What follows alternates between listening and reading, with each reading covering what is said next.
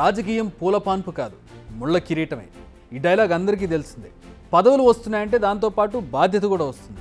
పదవిని ఎంత హ్యాపీగా తీసుకుంటారో బాధ్యతను కూడా అంతే సంతోషంగా స్వీకరించాలి కదా. ఇదంతా ఇప్పుడెందుకు అనుకుంటున్నారా? అక్కడికే వస్తున్నా. లోక్సభలో విపక్ష నేతగా రాహుల్ గాంధీ ఎలక్ట్ అయ్యారు. 2014, 2019లో లోక్సభలో విపక్ష నేతనే లేరు. విపక్ష నేత అంటే ఇండైరెక్ట్గా చెప్పాలంటే సెకండ్ ఇన్ హౌస్, అంటే ఆల్మోస్ట్ సభానాయకుడికి ఇచ్చేంత గౌరవం, విలువ ఉంటుంది. అలాంటి బాధ్యత రాహుల్ గాంధీకి దక్కింది. మరి ఈ బాధ్యతకు రాహుల్ న్యాయం చేస్తారా?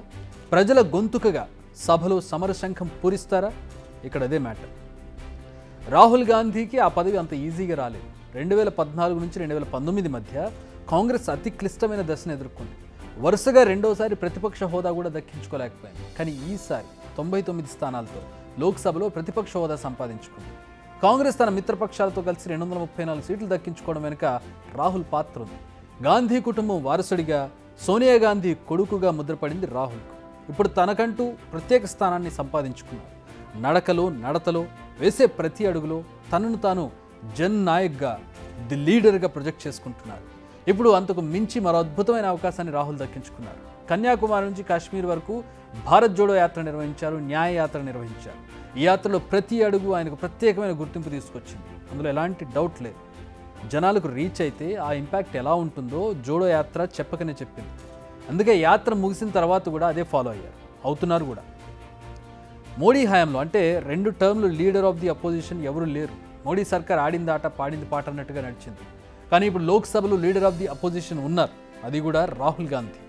సో ప్రధానమంత్రి నరేంద్ర మోదీని నేరుగా ఢీకొట్టే అద్భుతమైన అవకాశం రాహుల్ చేతిలో ఉంది. ప్రజల గొంతుకగా రాహుల్ సభను దడదడలాడించే ఛాన్స్ ఉంది. ప్రభుత్వం చేసే ప్రజా వ్యతిరేక పనులపై తన గళాన్ని వినిపించనున్నారు. లీడర్ ఆఫ్ ది అపోజిషన్కు సభలో మాట్లాడేందుకు ప్రత్యేకమైన సమయం ఉంటుంది. దాన్ని రాహుల్ ఈ 5 ఏళ్లు కరెక్ట్గా యూజ్ చేసుకుంటే పార్టీకి, పర్సనల్గా తనకు కూడా ఎంతో అడ్వాంటేజ్. మొన్నటి ఎన్నికల్లో బీజేపీ గ్రాఫ్ తగ్గింది. అదే టైంలో కాంగ్రెస్ పుంజుకుంది. అయితే దక్షిణాదిన బీజేపీకి, ఉత్తరాదిన కాంగ్రెస్కు లాభం జరిగింది. నార్త్ తమ కంచుకోట అనుకున్న బీజేపీకి అక్కడ దెబ్బపడింది. అందుకు కారణం రాహుల్ చేసిన న్యాయ యాత్ర ఒకటని చెప్పొచ్చు. ఆ యాత్రతో రాహుల్ గాంధీ, కాంగ్రెస్ పార్టీ అందరికీ కనెక్ట్ అయ్యారు. మోడీ ప్రభుత్వ తీరును అక్కడ ఎండగట్టగలిగారు. జనాల్లోని అసలు విషయాన్ని తీసుకెళ్లగలిగారు. అందుకే ఎన్నికల ఫలితాలు అలా వచ్చాయి. దీన్ని కాంగ్రెస్ తమకు అనుకూలంగా మార్చుకోవాలి. ఈ 5 ఏళ్ళు, అపోజిషన్లో ఉండే 5 ఏళ్ళు కూడా దాన్ని చాలా ఎఫెక్టివ్గా వాడుకోవాల్సి ఉంటుంది. వచ్చే 5 ఏళ్ళు ఇదే పందాన్ని కొనసాగించాల్సి ఉంటుంది. ప్రజల్లో ఉండాలి, ప్రజల కోసం పనిచేయాలి, ప్రజలకు దగ్గర అవ్వాలి. అప్పుడు ఆటోమేటిక్గా జనమే రాహుల్ను ఆశీర్వదిస్తారు, అందలం ఎక్కిస్తారు. అంటే ఒక ప్రధానమైనటువంటి ఆల్టర్నేటివ్గా చూస్తారు. అంటే మోదీకి పోటీగా రాహుల్ ఉన్నారు, మోదీకి కాకపోతే రాహుల్కి ఓటేయాలి అనే ఒక సెకండ్ ఒపీనియన్ అనేది క్రియేట్ అవుతుంది. సెకండ్ ఇన్ ఆప్షన్ అనేది క్రియేట్ అవుతుంది. ఇన్నాళ్ళు ఆ నాయకత్వ లోపం, ఆ పోటాపోటీ అనే తత్వం లేకపోవడంతో రాహుల్ కాస్త వెనకబడినటువంటి పరిస్థితి. భవిష్యత్తులో కాంగ్రెస్ గెలుపులో కీ రోల్ అయ్యేది రాహులేనా? ఎస్, ఖచ్చితంగా రాహుల్. ఈ 5 ఏళ్ళు ఎలా నడుచుకుంటారనేది చాలా చాలా ఇంపార్టెంట్. ఆ రాహుల్ నెక్స్టా కాదా అనేది దీని ద్వారా ఇంపాక్ట్ అవుతుంది. ఆయనకు పార్టీని, క్యాడర్ను మళ్లీ గాడిన పెట్టే సువర్ణ అవకాశం దక్కింది. తన నాయకత్వ పటిమతో రోల్ మోడల్గా నిలిచే ఛాన్స్ ఆయనకు ఉంది. అంతేకాదు, అనేక సెలక్షన్ కమిటీల్లో రాహుల్కు ప్రాధాన్యం ఉంటుంది. సిబిఐ, ఈడీ లాంటి దర్యాప్తు సంస్థలు, వాటి పనితీరును మనం ఈ 10 ఏళ్లలో చూసాం.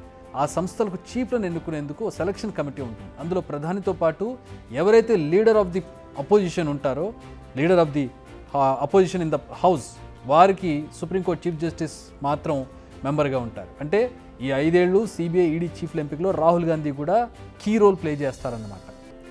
ఓవరాల్గా కాంగ్రెస్ అధికారం దక్కించుకోవాలంటే 5 ఏళ్ళు చాలా కీలకం. బీజేపీ ప్రభ తగ్గుతున్న ఈ టైంలో హస్తం పార్టీ జోరు పెంచాలి. మరీ ముఖ్యంగా నాయకులు పుంజుకోవాల్సిన అవసరం ఎంతైనా ఉంది. ప్రజా సమస్యలపై నిరంతర పోరాటం చేస్తూనే ఉండాలి, ప్రజల్లో నలగాలి. ఇలాంటి టైంలో రాహుల్ ఎల్ఓపీగా ఎంపిక కావడం పార్టీ క్యాడర్కు నిజంగా జోష్ ఇచ్చే అంశమే. సో రాహుల్ దీన్ని చాలా ఎఫెక్టివ్గా వాడుకుంటే అది నెక్స్ట్ వచ్చే ఎలక్షన్స్కి చాలా యూజ్ అవుతుంది. So all the best Rahul. Big TV Outlook కథనాలు నచ్చితే వెంటనే బిగ్ టీవీ ఛానల్ను సబ్స్క్రైబ్ చేయండి.